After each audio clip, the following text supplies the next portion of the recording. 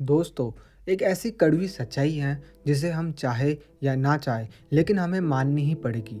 अगर आप एक इंसान हैं तो एक दिन आपकी मौत तय है। यह सुनकर अजीब लगता है पर यही जीवन की सबसे बड़ी सच्चाई है जिससे आप और मैं भाग नहीं सकते। जो जन्म लेता है वो एक दिन मरता भी है। आप इस वीडियो को देख रहे हैं, सांस ले रहे हैं, धड़कते हुए दिल को महसूस कर रहे हैं। लेकिन एक दिन ऐसा आएगा जब ये सब रुक जाएगा। एक दिन हम सभी अपनी आखिरी सांस लेंगे और इस दुनिया से हमेशा के लिए चले जाएंगे। ये सोचकर ही डर लगता है ना? लेकिन रुकिए, अगर मैं आपसे कहूँ कि ऐसा होना ज़रूरी नहीं है, तो आज विज्ञान ने हमें वो चीज़ें दी हैं जो कभी सिर्फ कल्पनाएं थी। आज के समय में अंगों को ट्रांसप्लांट किया जा सकता है, रोबोट सर्जरी कर सकते हैं और तो और वैज्ञानिक बुढ़ापे को रोकने और इंसान को हमेशा के लिए जिंदा रखने के तरीकों पर काम कर रहे हैं। अब सवाल ये है कि क्या सच में इंसान अमर हो सकता है? क्या विज्ञान और टेक्नोलॉजी हमें मौत से आज़ाद कर सकते हैं? और अगर हाँ, तो इसके पीछे का विज्ञान क्या कहता है? तो चलिए इस रोमांचक सफ़र की शुरुआत करते हैं और जानते हैं कि क्या भविष्य में इंसान सच में अमर हो सकता है। दोस्तों, आज से करीब 100 साल पहले तक इंसान की औसत उम्र सिर्फ 45 साल हुआ करती थी।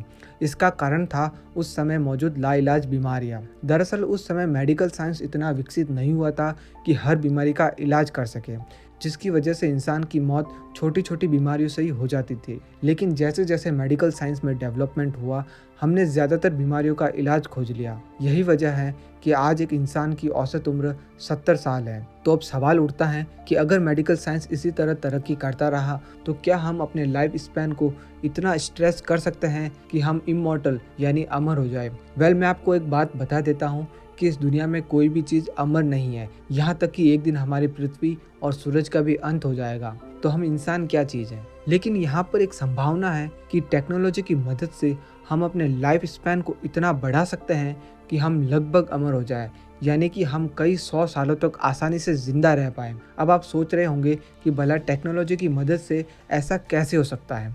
आइए ये भी समझते हैं। सबसे पहले हमें ये जानना होगा कि हम मरते क्यों हैं। अब इसके पीछे दो कारण हो सकते हैं। पहला है अननेचुरल डेथ। यह तब होती है जब शरीर में कोई बाहरी कारण जैसे बीमारी, दुर्घटना या कोई घातक संक्रमण मौत का कारण बनता है। अगर किसी इंसान को कैंसर हो जाता है, दिल का दौरा पड़ता है या कोई गंभीर चोट लगती है तो उसके शरीर के कुछ सिस्टम अचानक काम करना बंद कर देते हैं। इसके अलावा अगर कोई वायरस या बैक्टीरिया शरीर को बहुत नुकसान पहुंचाते हैं तो शरीर संक्रमण से लड़ नहीं पाता और मौत हो जाती है। दूसरा है नेचुरल डेथ यानी बूढ़े होकर मरना।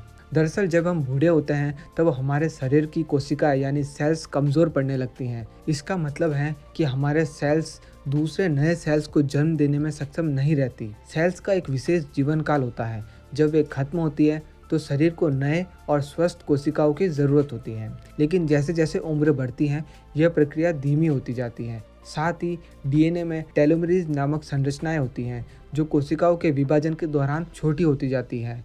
जितनी बार कोशिका विभाजन होता है ये उतनी ही छोटी होती जाएगी। जब ये बहुत छोटी हो जाती है तो कोशिका विभाजन रुक जाता है और कोशिका मरने लगती है।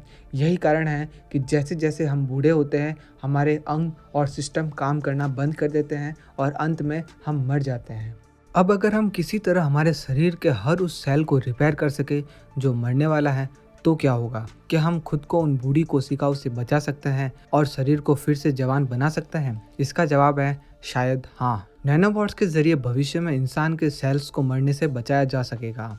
ये छोटे छोटे रोबोट्स हमारे शरीर के अंदर प्रवेश करके उन कोशिकाओं की मरम्मत करेंगे जो बुढ़ापे या बीमारी की वजह से कमज़ोर हो गई हैं। आइए पहले ये जानते हैं कि नैनोबॉट्स क्या हैं और ये कैसे काम करेंगे।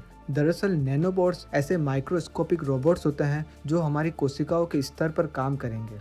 इनका आकार इंसानी बाल से 1000 गुना पतला होता है, जिससे ये हमारे शरीर के हर अंग में आसानी से घुस सकेंगे।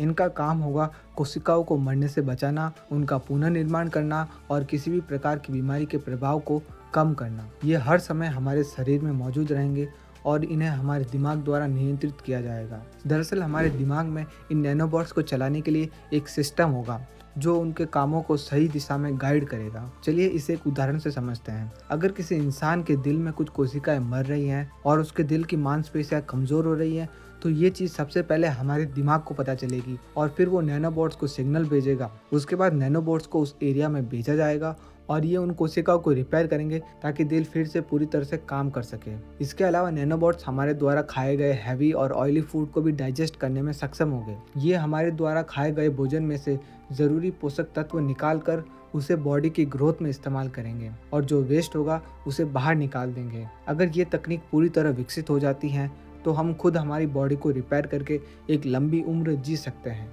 मैं जानता हूँ ये सुनने में किसी साइंस फिक्शन फिल्म जैसा लगता है, पर असल में यही भविष्य है। इसके अलावा जीन एडिटिंग जैसी तकनीकें भी विकसित हो रही हैं और यह भविष्य में उम्र बढ़ाने और बीमारियों को खत्म करने में अहम भूमिका निभा सकती हैं। इस तकनीक का उपयोग करके हम डीएनए के गलत हिस्सों को हटाकर उन्हें ठीक कर सकते हैं, जिससे आनुवांशिक बीमारियों को पूरी तरह खत्म किया जा सकता है। साथ ही हम उन जीन्स को मॉडिफाई कर सकेंगे जो सेल के डिवीजन और रिप्रोडक्शन को प्रभावित करते हैं, ताकि सेल्स हमेशा स्वस्थ बने रहें और शरीर में किसी भी प्रकार की उम्र संबंधी समस्या को रोका जा सके। अगर हम जीन एडिटिंग की मदद से उन जीनों में बदलाव कर सके जो बुढ़ापे और शरीर के मरने की प्रक्रिया के लिए जिम्मेदार हैं, तो हो सकता है कि हम बुढ़ापे को आने से पहले ही रोक सकें। इसका मतलब ये होगा कि हमारा शरीर हमेशा जवान बना रहेगा। एक और तरीका है जिससे भविष्य में इंसानों की उम्र बढ़ाई जा सकती है, ऑर्गन रीजनरेशन यानी अंगों का पुनर्निर्माण। क्या होगा अगर हम स्टेम सेल्स का उपयोग करके हमारे अंगों को फिर से जवान बना सके, जैसे लिवर, किडनी, हार्ट और यहाँ तक कि ब्रेन सेल्स का भी रीजनरेशन। स्टेम सेल्स खास तरह की कोशिकाएं होती है जिनमें शरीर के किसी भी अंग या टिश्यू में बदलने की क्षमता होती है। यानी अगर किसी को दिल की बीमारी है और उसका हार्ट कमज़ोर पड़ रहा है तो स्टेम सेल्स का उपयोग करके नई और स्वस्थ टिश्यू बनाई जा सकती है। इसी तरह अगर लीवर खराब हो रहा हो तो स्टेम सेल्स से उसे पुनर्जीवित किया जा सकता है। आपको ये जानकर हैरानी होगी कि हमारा लीवर पहले से ही रीजनरेशन में सक्षम है। अगर किसी व्यक्ति के लीवर का 75% हिस्सा हटा भी दिया जाए तो भी वह कुछ ही महीनों में अपने मूल आकार में वापस आ सकता है। यह संभव होता है लीवर में मौजूद स्टेम सेल्स की वजह से, जो नई कोशिकाओं को तेजी से बनाकर पुराने हिस्से की भरपाई कर देती हैं। भविष्य में वैज्ञानिक अगर इस रीजनरेशन प्रोसेस को दूसरे अंगों पर भी लागू कर सके तो हम अपने सभी अंगों को फिर से नया बना सकेंगे। यह वही तकनीक है जिस पर वैज्ञानिक हार्वर्ड, एमआईटी और कई अन्य रिसर्च इंस्टीट्यूट पर काम कर रहे हैं। आज के समय में ऑर्गन ट्रांसप्लांट एक आम प्रक्रिया बन चुकी है, लेकिन इसमें सबसे बड़ी समस्या है डोनर की कमी। लाखों लोग हर साल हार्ट, किडनी या लिवर ट्रांसप्लांट के लिए इंतजार करते रहते हैं, लेकिन हर किसी को एक नया अंग नहीं मिल पाता। भविष्य में अगर हम स्टेम सेल थेरेपी और 3D बायोप्रिंटिंग का इस्तेमाल करके अपने ही शरीर के अंदर एक नया दिल, नई किडनी और यहाँ तक कि एक नया ब्रेन टिश्यू बना सके तो क्या हमें किसी भी डोनर की ज़रूरत पड़ेगी? बिल्कुल नहीं। किडनी फेलियर होने पर एक नया किडनी टिश्यू विकसित किया जा सकेगा। हार्ट अटैक से डैमेज हुए दिल को फिर से नया बनाया जा सकेगा। यहाँ तक कि ब्रेन सेल्स को भी रीजनरेट करके अल्जाइमर जैसी बीमारियों का इलाज किया जा सकेगा। इस तकनीक को आने वाले कुछ सालों में वैज्ञानिक अंतरिक्ष में टेस्ट करने वाले हैं, क्योंकि धरती पर अंगों का 3D प्रिंटिंग संभव नहीं है। अगर यह तकनीक पूरी तरह विकसित हो जाती है तो हम हर कुछ सालों में अपने अंगों को नया करके लगातार जवान बने रह सकते हैं। यह हमें न सिर्फ लंबी उम्रें देगा, बल्कि हम 100, 200 या शायद 500 साल तक भी स्वस्थ जीवन जी सकेंगे। हालांकि अभी इस पर और रिसर्च की ज़रूरत है, लेकिन वैज्ञानिक इस दिशा में तेज़ी से आगे बढ़ रहे हैं। आने वाले भविष्य में ही पता चलेगा कि यह कब तक सच होता है। इसके अलावा भी भविष्य में कई टेक्नोलॉजी आएगी जो हमारे जीवन को पूरी तरह बदल देगी। वैसे इस पर डिटेल में हम ऑलरेडी एक वीडियो में बात कर चुके हैं। अगर आप भी वो वीडियो देखना चाहते हैं तो इस वीडियो को एक लाइक और चैनल को सब्सक्राइब करके आपके सामने आई इस वीडियो पर क्लिक कर दीजिए। मैं आपसे मिलता हूँ किसी और वीडियो में। तब तक के लिए धन्यवाद।